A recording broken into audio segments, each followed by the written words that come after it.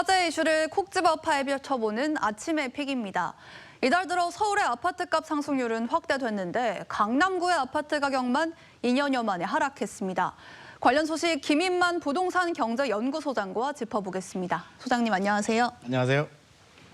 네, 일단 서울 아파트값이 2달 연속 올랐는데 강남구만 하락세에 나타낸 거 왜 그런 겁니까?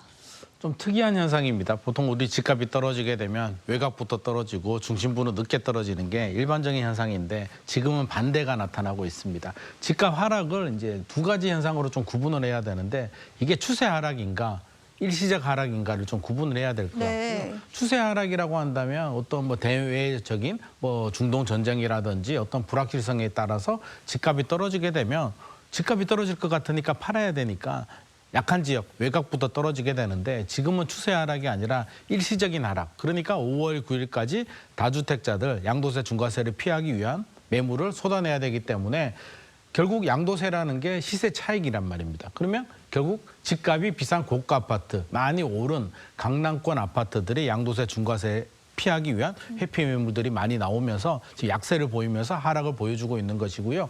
이 현상이 앞으로 지속될지는 좀 지켜봐야 될 것 같습니다. 네, 그러면 세금을 피하기 위해서 조금 깎아서라도 빨리 팔려는 분들이 많았다는 건데 그러면 이렇게 급매가 나오는 거는 언제까지 이어질 거라고 보세요? 일단 5월 9일까지가 데드라인이고요. 네. 근데 우리가 토지거래 허가구역에 허가 신청을 하게 되면 보통 한 2, 3주 정도 시간이 필요하기 때문에 시장에서는 4월 중순까지를 보고 있습니다. 4월 중순이 지나면 실질적으로 팔고 싶어 하는 분들도 이제 최고 세율이 5월 9일이 지나면 82.5%가 되기 때문에 못 팔게 됩니다. 그러면 4월 중순 전까지 아마 팔려는 분들이 매물을 내놓을 수 있는데 초급매라고 하죠. 진짜 꼭 팔아야 되는 분들은 기다릴 수 없잖아요. 네. 너무 불안하니까 3월 초에서 3월 중순까지 초급매는 팔았습니다. 1월 시세 대비 한 15에서 20% 정도 조정된 급매물들은 그때 소화가 됐고요. 지금 남아있는 10%, 15% 매물을 매수자들이 소화해 주느냐가 관건인데 매수자들은 그때 초급매 수준까지 떨어지면 내가 사겠다라는 지금 줄다리기를 하고 있는 상황인데 4월 중순이 임박해지면 결국에는 또 급한 집주인이 일부 초급매를 던지지 않을까 좀 기대하는 매수자들이 있는 상황입니다. 네, 강남권 외에 외곽 지역과 서울 전역 집값을 좀 보겠습니다. 15억 이하의 집값이 상승하는 거 이 전월세난 때문에 차라리 내 집 사자 이런 분들이 늘은 거다 이렇게 분석이 되던데요. 이런 흐름은 언제까지 이어질 걸로 보십니까? 사실 저는 이게 더 심각한 문제라고 생각을 네. 합니다. 왜냐하면 뭐 부자들 동네 강남에 뭐 급매물이 나오든 급매물이 나와도 제가 살 수 없는 집이기 때문에 별로 관심이 없는데 이게 신혼부부들이 많이 사는 15억 아래 아파트가 참 고민입니다. 왜냐하면 이게 일시적인 문제가 아니라 추세적인 문제일 가능성이 높기 때문입니다.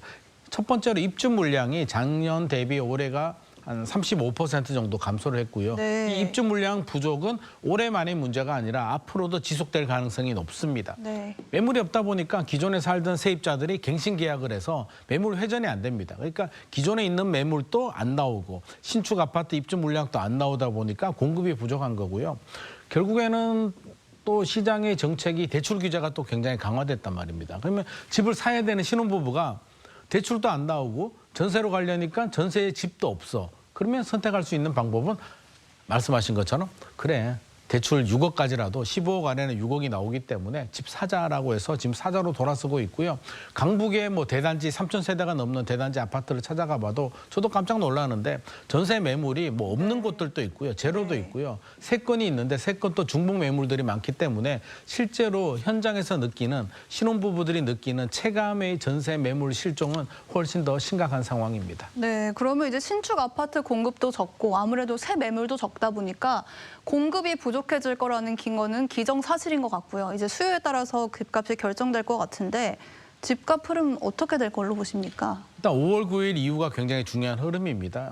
앞서서 말씀드린 15억 아래 구간은 5월 9일이 지나도 달라질 건 없습니다. 네. 여전히 매물이 희소하고 가구수 분화에 따른 신혼부부들이 나오고 있기 때문에 15억 아래 구간은 강세로 보일 거로 예상을 하고 있고요. 고가 아파트 시장은 어떻게 될까? 일단 최고 세율이 양도세 세율이 82.5%가 되기 때문에 아마 네. 집주인들은 못 팔 겁니다. 그러면 팔지 못하면 매물이 잠기게 되는데 결국 입주 물량도 부족하고 매물이 부족하게 되면 매물 실종이 되겠죠. 그러면 수요자의 반응이 중요한데 수요자들 중에서 이제 고가 아파트를 사려는 분들은 대출이 25억 넘어가게 되면 2억밖에 대출이 안 나옵니다. 순수 자기 자본으로 투자를 해야 되는데 네. 최근에 중동 전쟁 리스크가 있어서 심리가 굉장히 위축된 상황이고요. 대출도 안 나오고 또 3월에 초급매 맛을 본 수요자들이 있기 때문에 네. 아마 수요자들도 집주인들이 다시 올린 호가를 따라서 거래가 쉽게 되기는 어려울 것 같습니다. 결국에는 집값은 그냥 보합 흐름에서 거래는 실종이 되는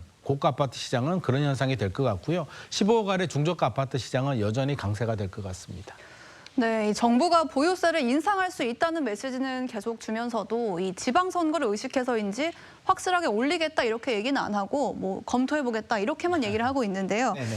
자, 그러면 지방선거 이후에 보유세가 실제로 인상될 가능성이 있다고 보십니까? 인상은 될 것 같은데 어느 정도 폭으로 어느 정도 많이 올릴까가 이제 관건이 될 것 같습니다. 네. 왜냐하면 보유세라는 건 지나치게 대상 범위를 확대하게 되면 2028년에 이제 국회의원 선거도 있는데 하반기 지방선거 지나고 하반기에 세제 개편안을 하게 되면 내년도 2027년 12월에 종합부동산세 고지서를 받아보게 되거든요. 강남 3구 같은 초고가 지역의 세금 부담이 늘어나는 건 또 여당 입장에서는 충분히 감내할 수 있습니다만 네. 그 외에 뭐 한강벨트, 마포, 성동 같은 지역까지도 세금 부담이 늘어나서 조세 저항이 생기게 되면 2028년 국회의원 선거에도 안 좋은 영향을 미칠 수도 있기 때문에 아마 신중할 수밖에 없는 부분이고요. 이 부분은 결국 시장 흐름에 따라서 강남이 다시 과열이 된다면 종합부동산세를 강하게 올릴 가능성이 높고요. 지금처럼 안정 흐름이 유지가 된다면 생각처럼 그 정도 강하게는 못 올릴 것으로 예상을 하고 있습니다. 네, 일단 지켜봐야 되겠네요. 오늘 말씀 여기까지 듣도록 하겠습니다. 수장님 감사합니다.